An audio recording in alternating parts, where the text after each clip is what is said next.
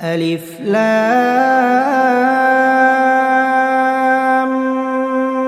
ميم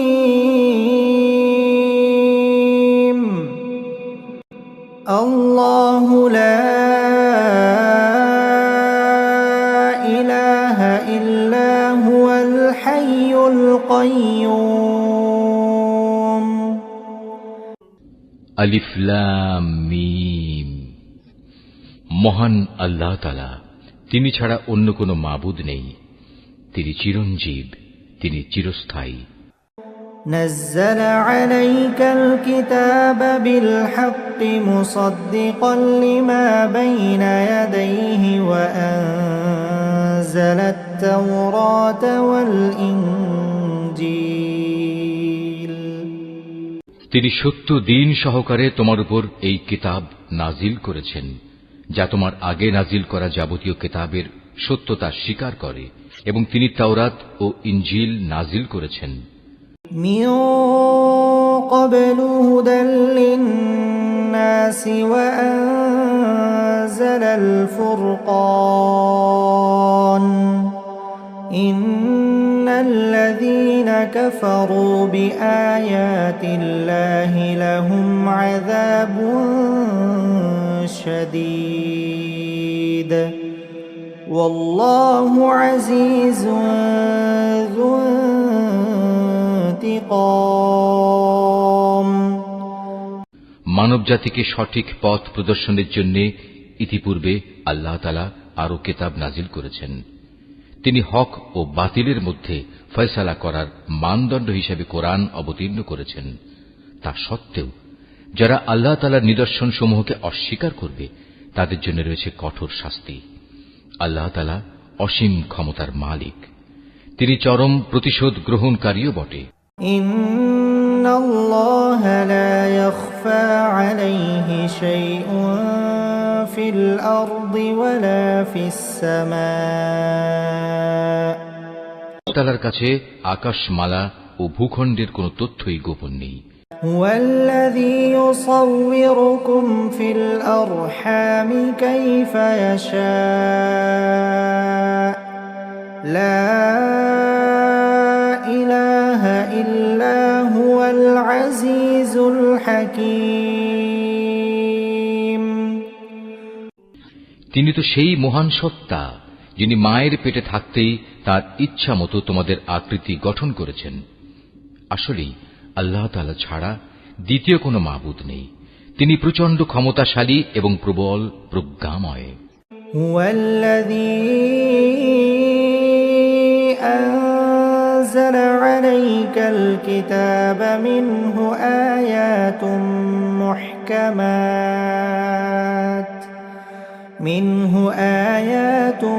মুহকামাত হুন্না উম্মুল কিতাবি ওয়া উখারু মুতাশাবিহাত فأما الذين في قلوبهم زيغ فيتبعون ما تشابه منه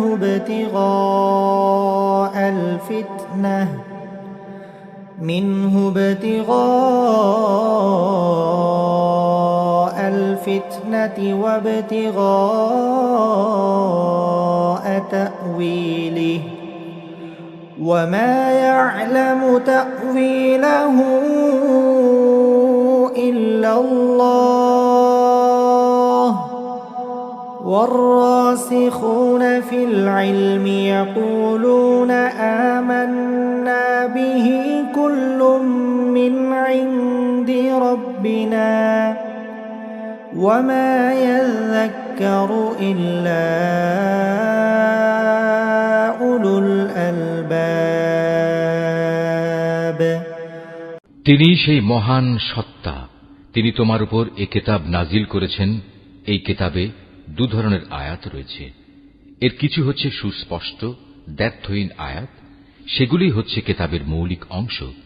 এছাড়া বাকি আয়াতগুলো হচ্ছে রূপক বর্ণনায় বর্ণিত মানুষের মাঝে যাদের অন্তরে বক্রতা রয়েছে, তারা এগুলোকে কেন্দ্র করে নানা ধরনের ফিতনা ফাসাদ সৃষ্টি করা এবং আল্লাহর কিতাবের অপব্যাখ্যা করার উদ্দেশ্যে এসব রূপক আয়াত থেকে কিছু অংশের অনুসরণ করে। মূলত এসব রূপক বিষয়ের ব্যাখ্যা আল্লাহ তাআলা ছাড়া আর কেউ জানে না। এ কারণেই যাদের মধ্যে জ্ঞানের গভীরতা আছে সেসব ব্যক্তি বলে, আমরা এর সবটুকুর উপর ঈমান এনেছি, এগুলো সবই তো আমাদের মালিকের পক্ষ থেকে আমাদের দেয়া হয়েছে। সত্য কথা হচ্ছে, আল্লাহর হেদায়েতে প্রজ্ঞা সম্পন্ন লোকেরাই কেবল শিক্ষা গ্রহণ করে থাকে। ربنا لا تزغ قلوبنا بعد إذ هديتنا وهب لنا من لدنك رحمة إنك أنت الوهاب। আরো বলে, হে আমাদের মালিক, একবার যখন তুমি আমাদের সঠিক পথের দিশা দিয়েছ, তখন আর তুমি আমাদের মনকে বাঁকা করে দিও না। একান্ত তোমার কাছ থেকে আমাদের প্রতি দয়া করো, কেননা যাবতীয় দয়ার মালিক তো তুমি। রব্বানা ইন্নাকা জামিউন নাস লিয়াউমিন লা রাইবা ফীহি ইন্নাল্লাহা লা ইউখলিফুল মিআদ। হে আমাদের মালিক, তুমি অবশ্যই সমগ্র মানব জাতিকে তোমার সামনে হিসাব নিকাশের জন্য একদিন একত্রিত করবে, এতে কোন রকম সন্দেহ নাই। নিঃসন্দেহে আল্লাহ তাআলা কখনোই ওয়াদা ভঙ্গ করেন না। ইন্নাল্লাযীনা কাফারু লান তুগনিয়া আনহুম আমওয়ালুহুম ওয়ালা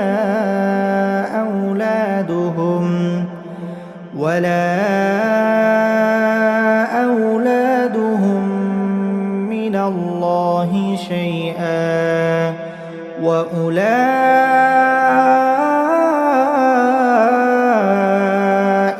হুম ওয়াকুদুন নার। যারা আল্লাহ তাআলা ও তাঁর বিধান অস্বীকার করেছে, তাদের ধন সম্পদ ও সন্তান সন্ততি আল্লাহর আযাব থেকে তাদের বাঁচানোর ব্যাপারে কোনই উপকারে আসবে না। পরিণামে তারাই হবে জাহান্নামের ইন্ধন। কাদাবি আলি ফিরআউন ওয়াল্লাযীনা মিন ক্বাবলিহিম কাযযাবু বিআয়াতিনা ফাআখাযাহুমুল্লাহু বিযুনুবিহিম ওয়াল্লাহু শাদীদুল ইকাব। তাদের পরিণতি হবে ফিরআউন ও তাদের পূর্ববর্তী নাফরমান জাতিসমূহের মতো। তারা আমার আয়াতসমূহ মিথ্যা প্রতিপন্ন করেছিল, অতএব তাদের অপরাধের কারণে আল্লাহ তাআলা তাদের শক্ত করে পাকড়াও করলেন।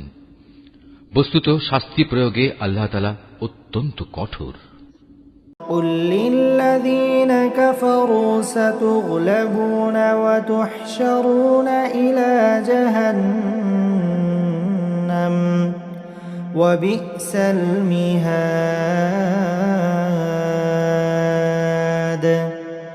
হে নবী, যারা আল্লাহকে অস্বীকার করে সেসব বিদ্রোহী কাফেরদের তুমি বলে দাও, অচিরেই তোমরা এই দুনিয়ায় লাঞ্ছিত পরাজিত হবে এবং পরকালে তোমাদের জাহান্নামের আগুনের কাছে জড়ো করা হবে।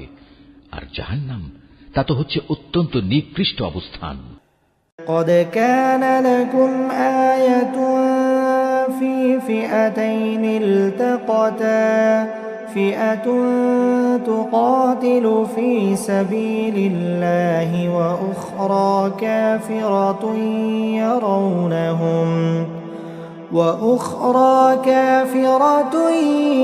يرونهم مثليهم رأي العين والله يؤيد بنصره من يشاء إن في ذلك لعبرة لأولي الأبصار। দল দুটোর মধ্যে তোমাদের জন্য শিক্ষণীয় কিছু নিদর্শন মজুদ ছিল, যারা বদরের সম্মুখ সমরে একে অপরের সামনাসামনি হয়েছিল। এদের মধ্যে এক বাহিনী লড়ছিল আল্লাহর দ্বীনের পথে, আর অপর বাহিনীটি ছিল অবিশ্বাসী কাফেরদের। এই সম্মুখ সমর তারা চর্মচক্ষু দিয়ে তাদের প্রতিপক্ষকে তাদের দ্বিগুণ দেখতে পাচ্ছিল। তারপরেও আল্লাহ তাআলা যাকে চান তাকে সাহায্য ও বিজয় দান করেন। এসব ঘটনার মাঝে সেসব লোকের জন্য অনেক কিছু শেখার আছে যারা অন্তর্দৃষ্টি সম্পন্ন। زين للناس حب الشهوات من النساء والبنين والقناطير المقنطرة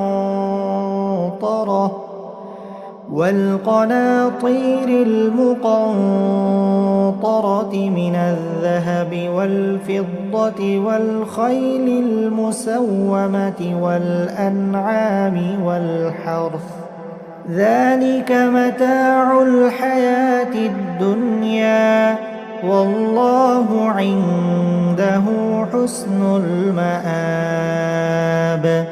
নারী জাতি, সন্তান সন্ততি, কাঁড়ি কাঁড়ি সোনা রূপা, পছন্দসই ঘোড়া, গৃহপালিত জন্তু ও জমিনের ফসল সব সময়ই মানব সন্তানের জন্য লোভনীয় করে রাখা হয়েছে।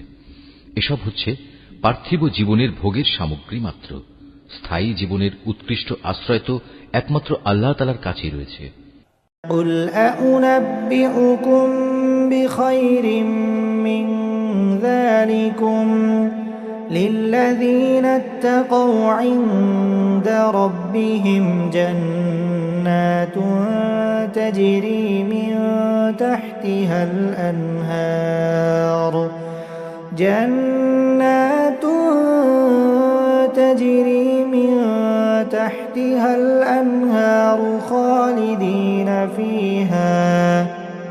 خالدين فيها وأزواج مطهرة ورضوان من الله والله بصير بالعباد। হে নবী, তুমি তাদের বলো, আমি কি তোমাদের এর চাইতে উৎকৃষ্ট কোন বস্তুর কথা বলবো? হ্যাঁ, সে উৎকৃষ্ট বস্তু হচ্ছে তাদের জন্য যারা আল্লাহকে ভয় করে। এমন সব লোকদের জন্য তাদের মালিকের কাছে রয়েছে মনোরম জান্নাত, যার পাদদেশ দিয়ে প্রবাহমান থাকবে অগণিত ঝর্ণাধারা এবং তারা সেখানে অনাদিকাল থাকবে। আরো থাকবে তাদের পূত পবিত্র সঙ্গী ও সঙ্গিনীরা। সর্বোপরি থাকবে আল্লাহ তাআলার অনাবিল সন্তুষ্টি। আল্লাহ তাআলা নিজ বান্দাদের কার্যকলাপের উপর সর্বদা সতর্ক দৃষ্টি রাখেন। الذين يقولون ربنا إننا آمنا فاغفر لنا ذنوبنا وقنا عذاب النار। যারা বলে, হে আমাদের মালিক, আমরা অবশ্যই তোমার উপর ঈমান এনেছি, অতঃপর আমাদের যা গুনাহখাতা হয়ে যায় তা তুমি মাফ করে দাও এবং শেষ বিচারের দিন তুমি আমাদের জাহান্নামের আগুন থেকে বাঁচিয়ে দিও। الصابرين والصادقين والقانتين والمنفقين والمستغفرين بالأسحار। এরা হচ্ছে ধৈর্যশীল এবং সত্যাশ্রয়ী, এরাই অনুগত এবং দানশীল। সর্বোপরি এরা হচ্ছে শেষ রাতে কিংবা উষা লগ্নে ক্ষমা প্রার্থনাকারী। শাহিদাল্লাহু আন্নাহু লা ইলাহা ইল্লা হুয়া ওয়াল মালাইকাতু ওয়া উলুল ইলমি কাইমান বিল কিসত লা